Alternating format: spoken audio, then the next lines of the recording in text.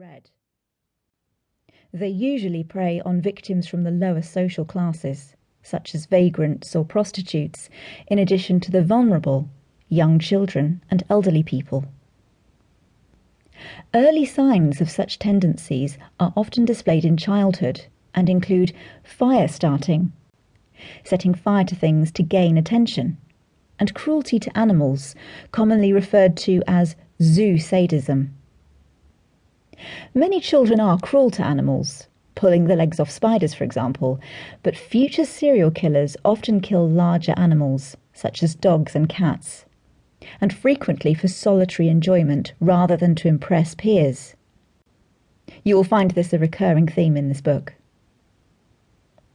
When apprehended, most serial killers will try to raise a defence of insanity and will plead not guilty on that basis, forcing the prosecution to prove that, at the time of committing the crimes, they were not suffering from a severe subnormality and knew the difference between right and wrong.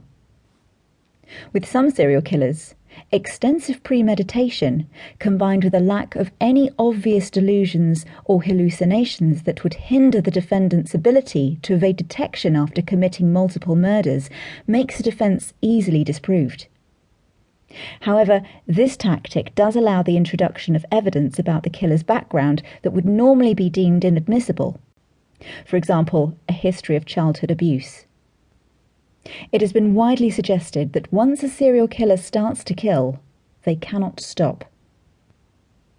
With the modern forensic technology and DNA analysis now available to the police, more killers than ever before are being caught. Of course, any serial killer who kills on a regular basis is much more likely to be caught than one whose killings are less frequent. There are 4 categories of serial killer: organised, disorganised, missionary, and hedonistic. Some killers will show more than one type of characteristic, though usually one will dominate. Some killers descend from organised into disorganised behaviour as their killings continue. They will carry out careful and methodical murders at the start, but as their compulsion grows out of control and utterly dominates their lives, they become careless and impulsive.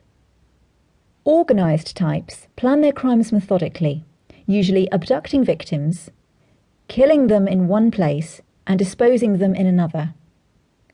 They will often lure the victims with ploys that appeal to their good nature.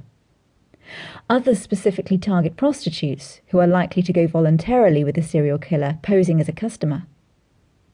They are able to maintain a high degree of control over the crime scene, and nowadays are usually forensically aware, knowing about the need to bury a body deep or weighting it down to sink it in a river. They also follow their crimes in the media carefully and often take pride in their actions. The organised killer is usually socially adequate and has friends and lovers, perhaps even a wife and children. He is the type who, when captured, is most likely to be described by acquaintances as a really nice guy who wouldn't hurt a fly. Some serial killers go to lengths to make their crimes difficult to discover, such as falsifying suicide notes or setting up innocent people to take the blame for their crimes. Disorganised types tend, as a rule, to commit their crimes impulsively. They will murder when the opportunity arises, rarely disposing of the body, but instead simply leaving it at the scene. They usually attack their victims without warning, and will typically perform whatever they feel compelled to do once they have killed. For example, necrophilia, mutilation, and cannibalism. They rarely bother to cover their tracks, but may still evade capture for some time because of a level of cunning that compels them to keep on the move.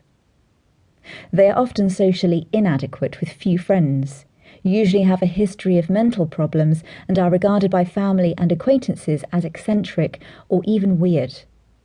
They have little insight into the crimes they commit, and they may even block out memories of the killings.